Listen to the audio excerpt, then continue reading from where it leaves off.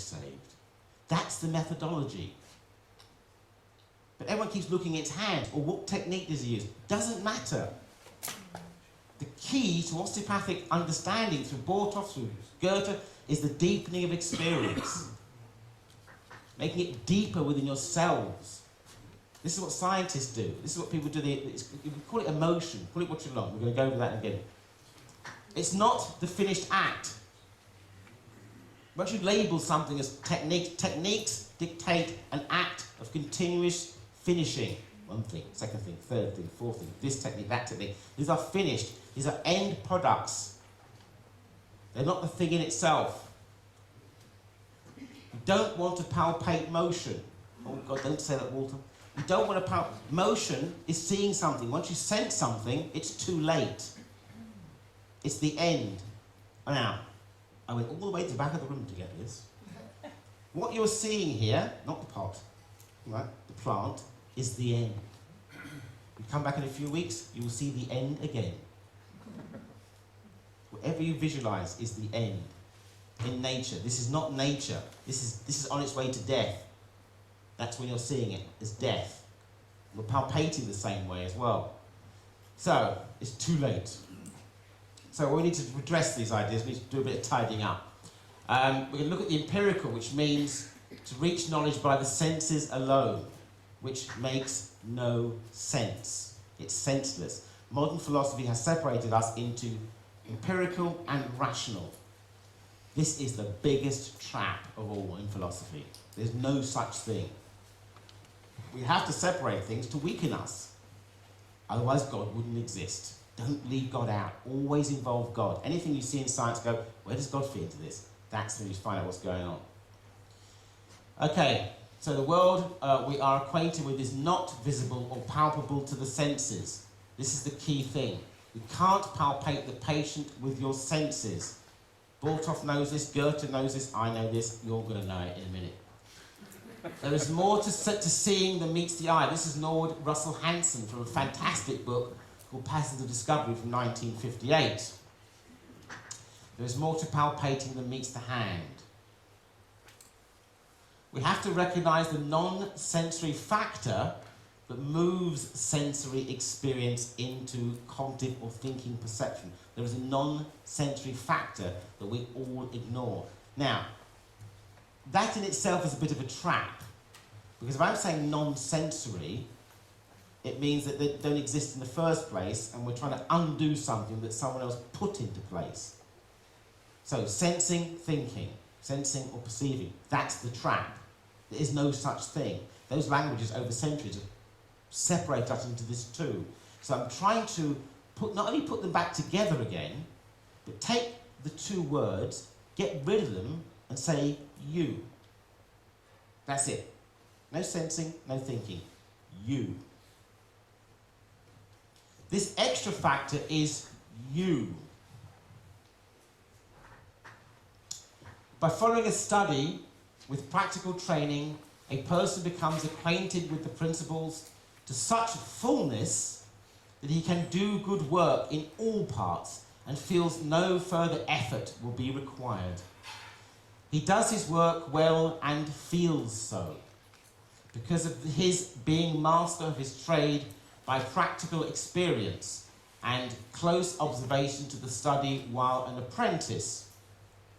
Another person of his apprentice class who never lost an hour cannot do as good work and lives a life of confused labour. We've all been there. But stands about par in all other branches. The first man has obtained from study that which the second man has not. The first drives through all kinds of difficult problems with ease, while number two is almost a failure in all places. Why the difference? Perhaps number one has worked for and obtained intuitive consciousness, or made all subjects to his mind beings of life that live under laws made for their being. This is A.T. Still.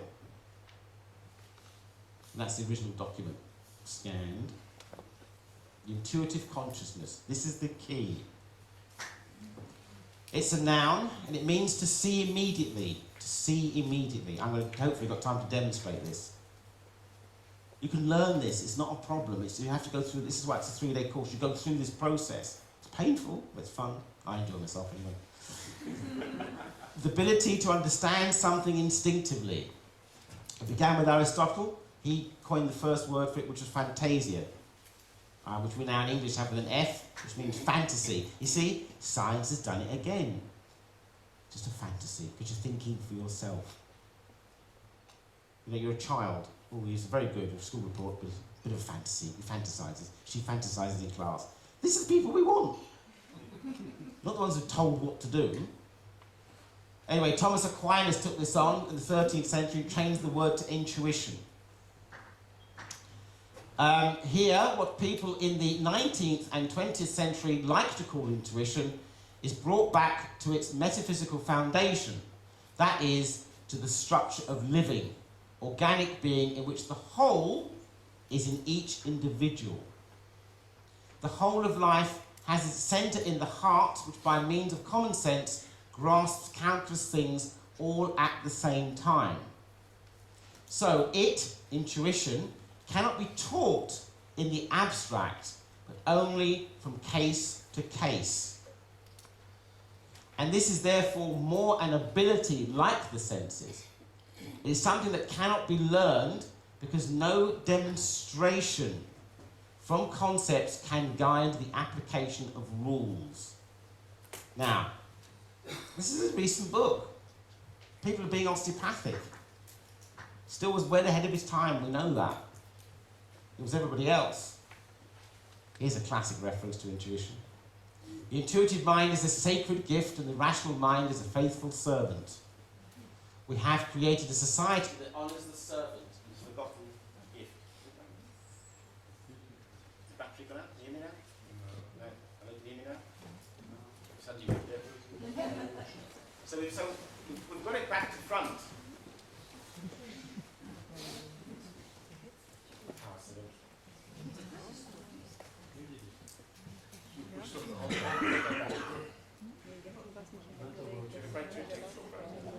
Okay, 1 minute. My battery's low.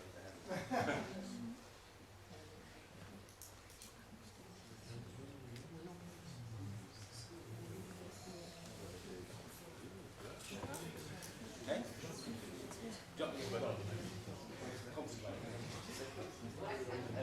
Get rid of the smoke. It's in there.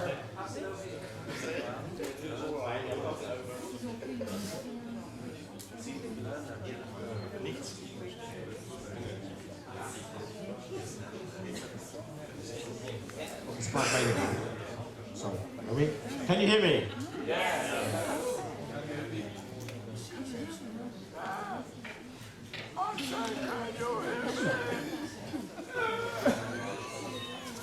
Right, can you all hear me? Good, right, okay. So, even Einstein didn't believe in this whole thing about rationality. God does not play dice with the universe. So still was asked, what is this stuff, osteopathy? You know, it's surgery, it's handcraft. This is what the word surgery means. The person who cuts your hair is technically a surgeon. It's handcraft. Okay, so this is what it is. It's surgery. Still was a surgeon, basically, from what he did. And we can question this, we can question that, but you're still doing things. You're doing things with your hands, but you have to be a surgeon. You know, one thing surgeons don't do, their first cut is straight. That's the last time they do a straight line. So when you approach a forest, this is how you deal with organics. When you approach a forest, you approach the forest in a straight line. When you get to the edge of the forest, that's the last time.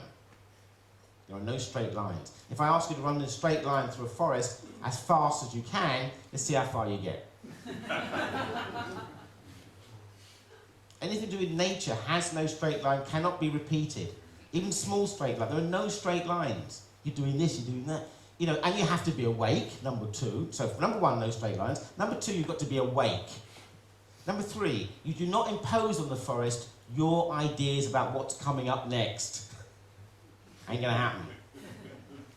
So you think, I'm gonna run the next 15 meters and I'm gonna keep my head up nice and high because I'm imposing upon nature. We impose upon nature.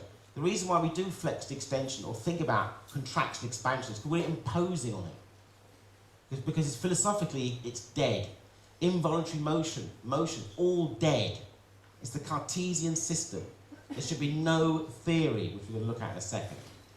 So, we have to first understand the incoherence of empiricism, i.e., there is no such thing as senses and mind. So empiricism means senses. Before we can understand this extra element in depth, that's the key.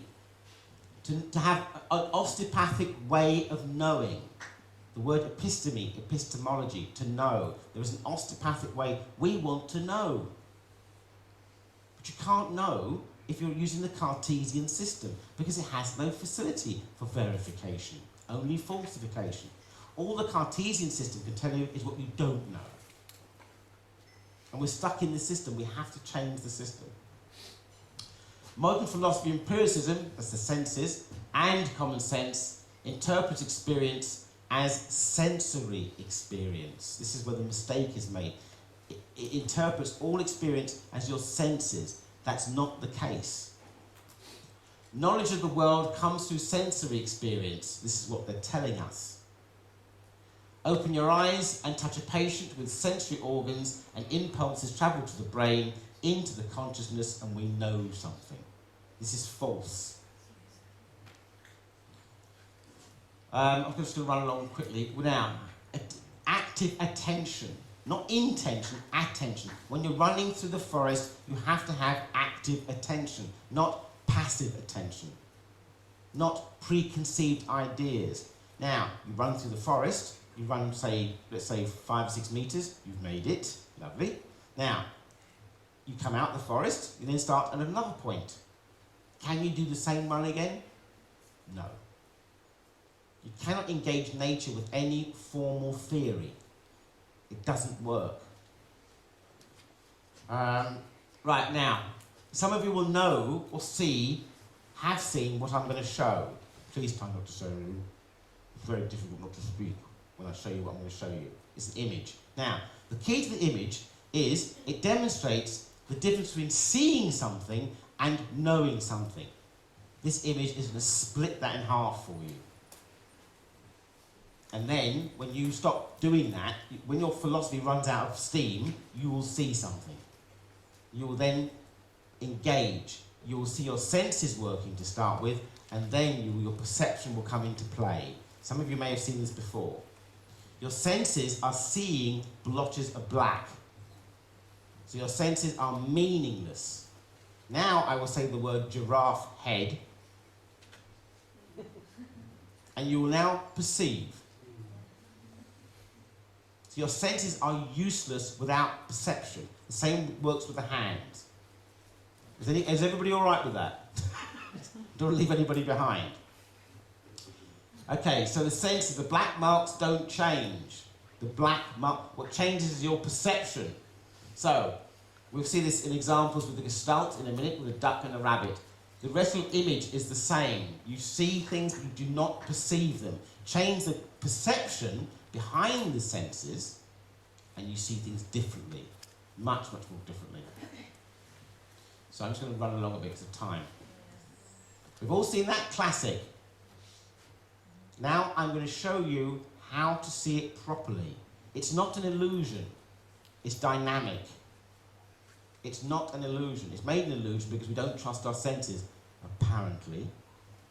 So, we look at this typical Gestalt ground figure shift, or the Necker cube. It's supposed to shift one face to another face. This makes it a little bit easier. So the wall B and the wall A, shifting. Now, I'm going to now demonstrate how to look at this properly to put you in control.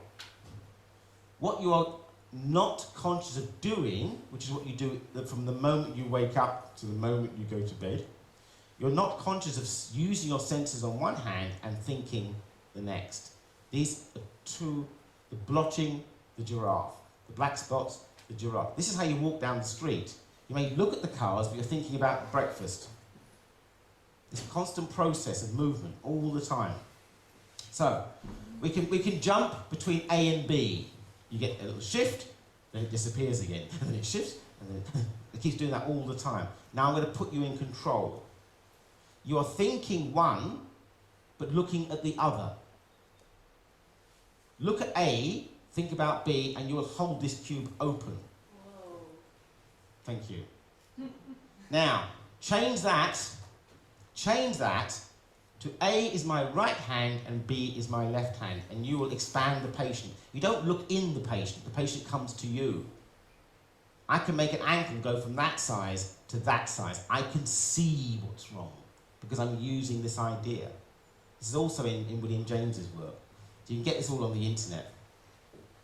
So we can look at this as two different ways, an osteopathic phase and a medical phase. It's the same for the elements to medicine and osteopathy are exactly the same. It's the mode of consciousness that's altered. Let's step it up a bit. So all those black lines can be structures within the body. You don't go deeper into them, you expand them.